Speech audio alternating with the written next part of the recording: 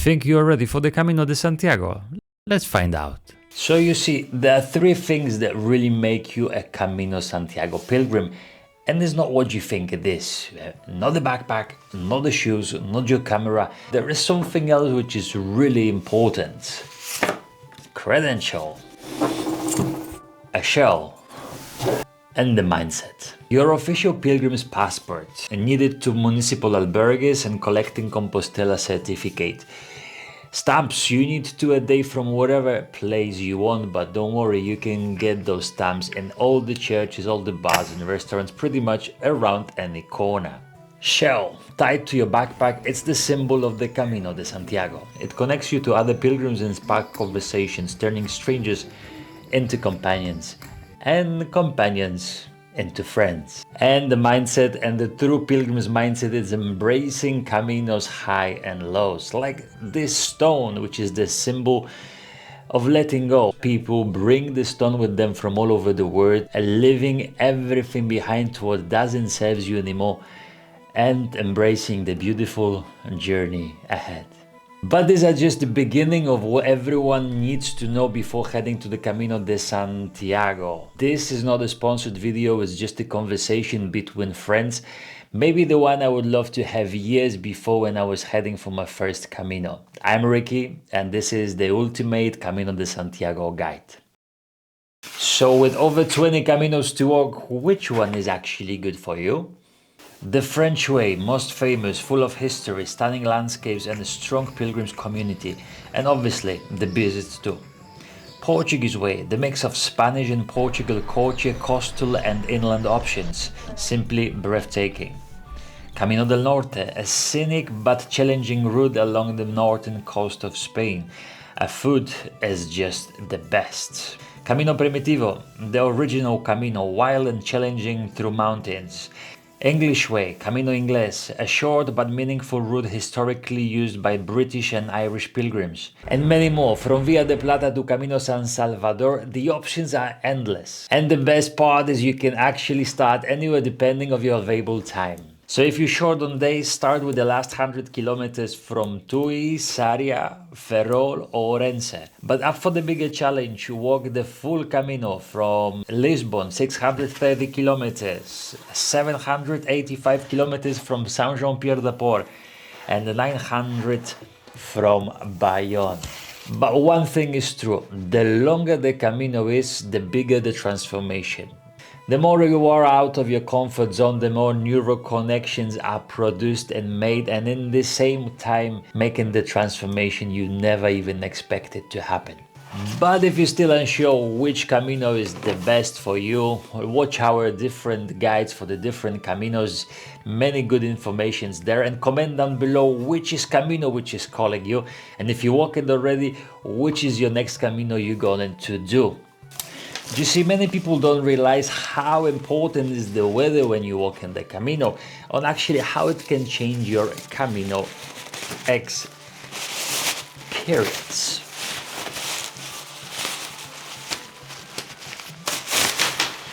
Poncho versus Ricky, Poncho 1, Ricky 0. And the Camino has it all. Spring, from March to May, mid-temperatures, green landscapes, occasional rains, and those cold mornings. Summer, June to August, hot, busy, obviously more expensive, but also you can get this nice, beautiful suntan and spend the nights just watching the stars with a bunch of people. Autumn, from September to November, perfect balance of good weather, but prepare for lots of rain. And the winter, from December to February, cold, fewer services open, but it's definitely more peaceful. As you see, some routes are simply rainy all year long, so if you want to know how to protect yourself from the rain on the Camino, wait for another part of this video. And if you find it useful, hit subscribe button to be notified about new educational and motivational videos about Camino de Santiago and many other pilgrimages all over the world. Thank you. So jumping into Camino like any other adventure, not advisable. Preparation makes the whole lot of difference, especially of these few essentials. Shoes are the king. Get trail running shoes which work for majority of routes and caminos. Why? They provide a stable grip and at the same time really good cushioning for those many days of 25 kilometers of walk. One size bigger, it's a good idea, but if you buy it too big, then your feet will just wiggle inside and might produce frictions and therefore blisters. So the best thing is actually to choose your shoes in store. 40 liters backpack is the biggest you could even think of because you don't need to carry your camping gear on the Camino. Fit it to your torso length and take as little as possible, and once you have it fully packed, stop, unpack and put down to the cupboard again half of what you have, because trust us, you'll still take too much. Test your gear before, wear it, break it in, adjust it before you go. Crucial. And maybe the most important of essential is knowing your why. The Camino de Santiago is long and steep, but the most important and difficult part is actually a preparation where many people fail to get to Santiago itself. To knowing your why, knowing what brings you to Camino, what motivates you to do these extra kilometers every day can really make a difference. Find your tribe, find the people that have the same dreams, share it with others, and simply stay connected to what really takes you on this journey. And the Camino de Santiago is not only physical journey, it's also internal. And sometimes the biggest transformation comes not only from walking, but actually when you stop and reflect. That's why we created years ago the Journey Within Camino de Santiago journal, created for pilgrims not only to document the journey, but also taking them on the journey through different concepts and aspects that you can find in preparation for the Camino, in walking the Camino, and also after. Restless minds, boundaries that we will find with other pilgrims, growth mindset, and many other slowing down, many other of those subjects that might help you to make unforgettable journey and learn whatever is waiting for you to be learned on the Camino de Santiago. Thousands of pilgrims have used it in their journey, and if you want to make yours unforgettable, it's available all over the world. With one click on Amazon, you can be delivered to your home. Also, happy days with two different sizes. This is the pocket size, and we have a little bit bigger also if you feel like you want to write a bit more. So if you walk in soon, grab yours now and get the most out of this Camino de Santiago. Once you have all your things prepared and you know what you're gonna leave at home, time to actually get there. And for many people, getting there seems to be the most difficult part, but let's make it pretty much straightforward. Let's just simply book the flight to one of the biggest airports, just wherever you are, using Skyscanner or Google Flights. They offer you best prices and the easiest way to find it. Just like this: Madrid, Lisbon, Paris, Porto, where's your Camino? And once you landed in the airport, use the Google Maps or Rome to Rio app to simply find a way how to get to your starting point. Super easy. Arrive early, relax and adjust. It's not only important how you finish the Camino de Santiago or how you actually start. If you take 1 or 2 days off to ease to the new atmosphere, ease to the new time zone, fight the jet lag, and also prepare physically and mentally for upcoming journey, this could literally be a game changer for your entire Camino. Once you arrive on the Camino, where should you stay? And there are a few options to actually choose from. First of all, let's start with the budget option, which, to be honest, is the most popular one, as it really brings this spirit of renunciation and simplicity of Camino de Santiago. Municipal and donation-based albergues. The stay will cost you around 10 euros. It's pretty basic. You stay in a bunk bed, you share the bathroom with everyone, and also in some of them you can find the kitchen so you can cook for yourself. But the interesting thing is the best atmosphere and the best pilgrims community dinners you can find in the donation-based albergues. In those type of places you won't get blankets, so it's good to take your sleeping bag with you, especially for the spring and autumn season, or maybe liner for the summer part of the Camino de Santiago. mid-range options. If you seek of a bit of a more commodity and comfort, from 15 to 20 euros you can find yourself a private albergue, which are normally privately owned by old pilgrims or simply local communities and people.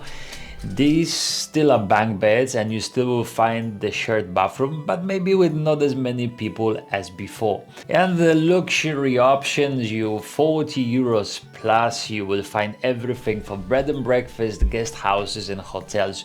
You know what you pay for.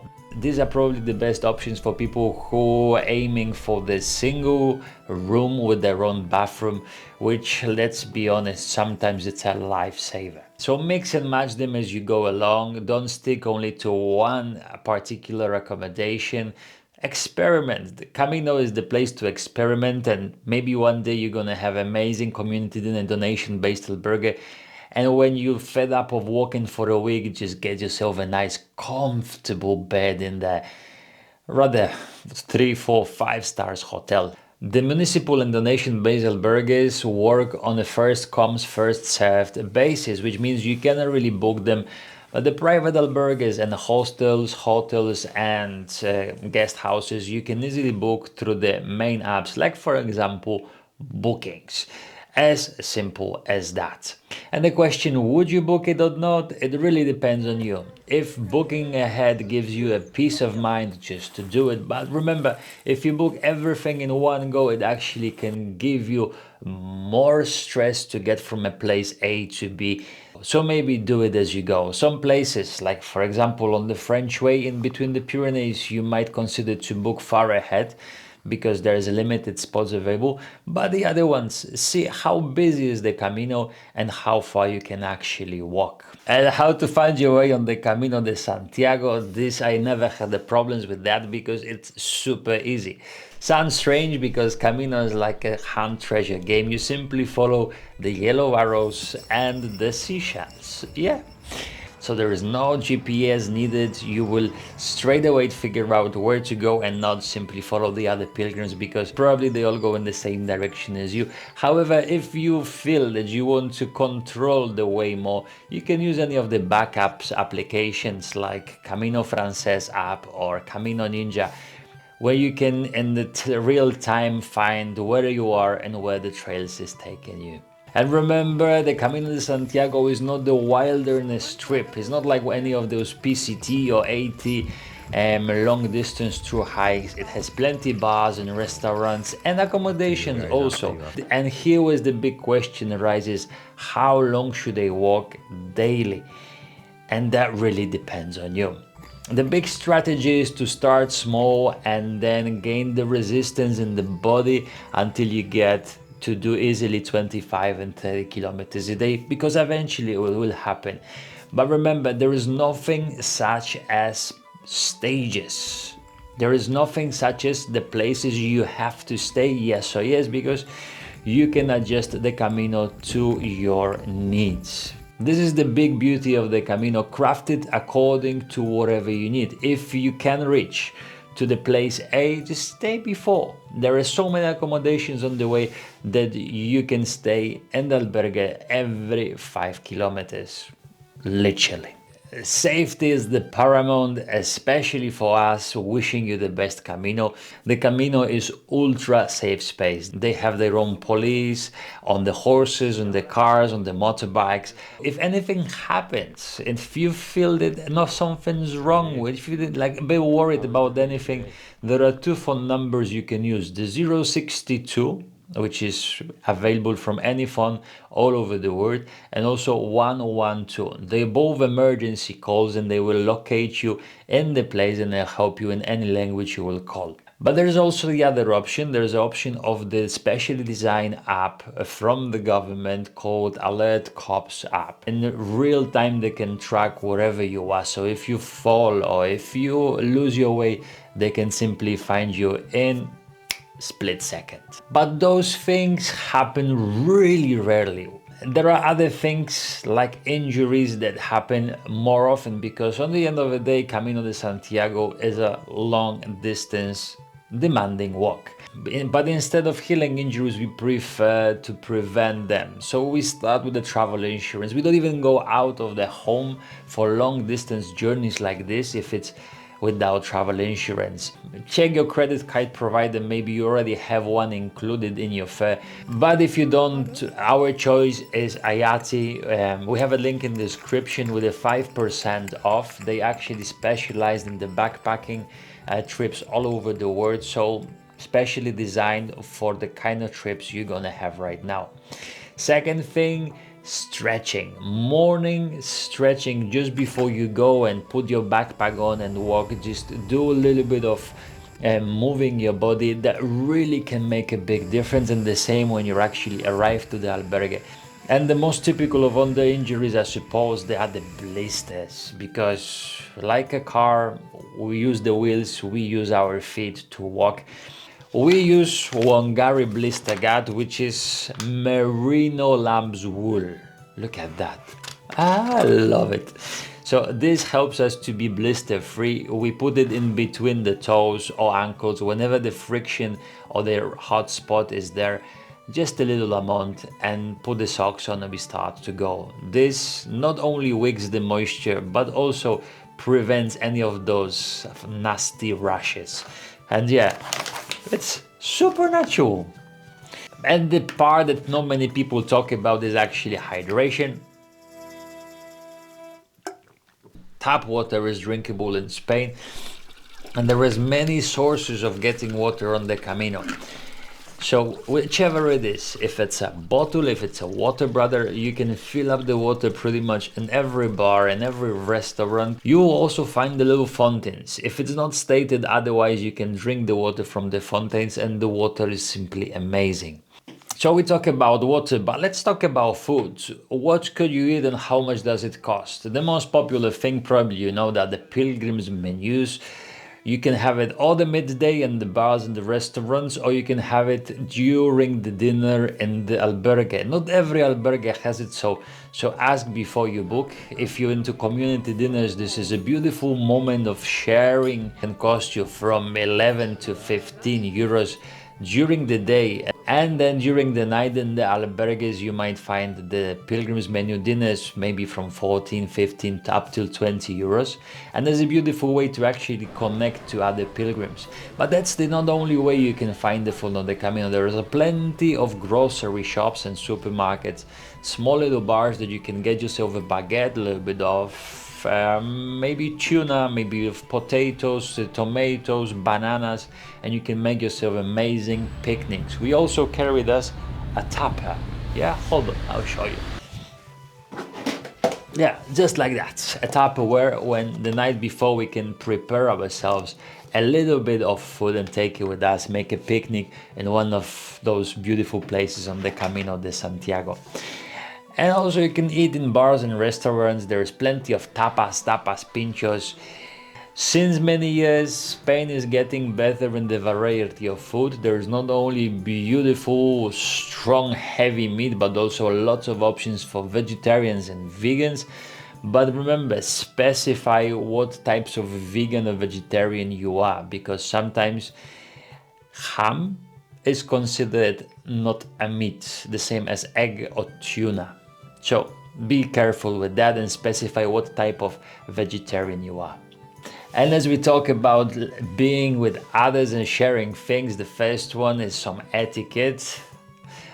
Some of the albergues, and the most of them, they have a curfew and they close around 10 o'clock. Yes, you can be locked outside. Super important. Whenever you meet the pilgrim on the way, you can simply approach him and say Buen Camino, which is a general greeting used on the Camino. And if you want to get super ultra technical, you can say Ultreia, which is the old pilgrim's greeting from centuries ago. And you see few of those common mistakes that I've committed throughout those years. I packed too much. I definitely thought about Camino as a big and challenging hiking through adventure. It's a mistake.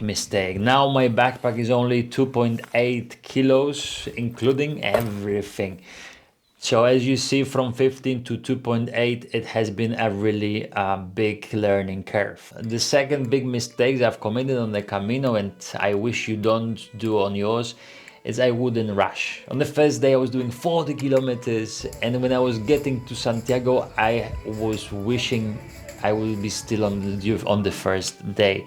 Sometimes walking fast is caused by the really busy mind that it really moves you forward. But once you slow down, you start to notice beautiful things that we take for granted in the day-to-day life. And the third, just be open to everything, because you meet pilgrims from all over the world. You have many contacts with locals. The language will be different. The culture and the etiquette will be different. So take it with ease, whatever life throws at you.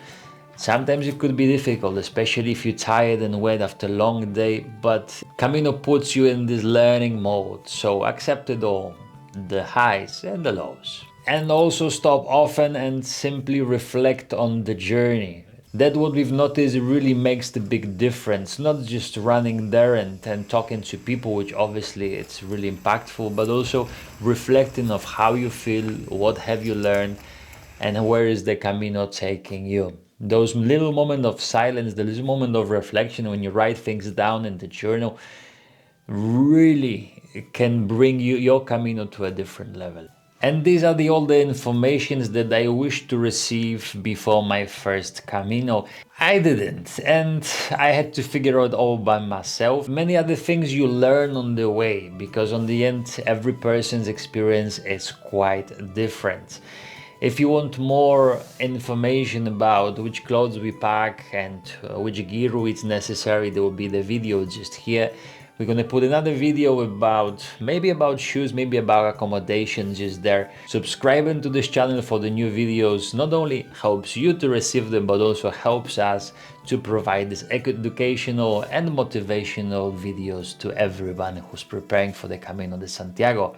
And as we said before, buen camino! Ultrea.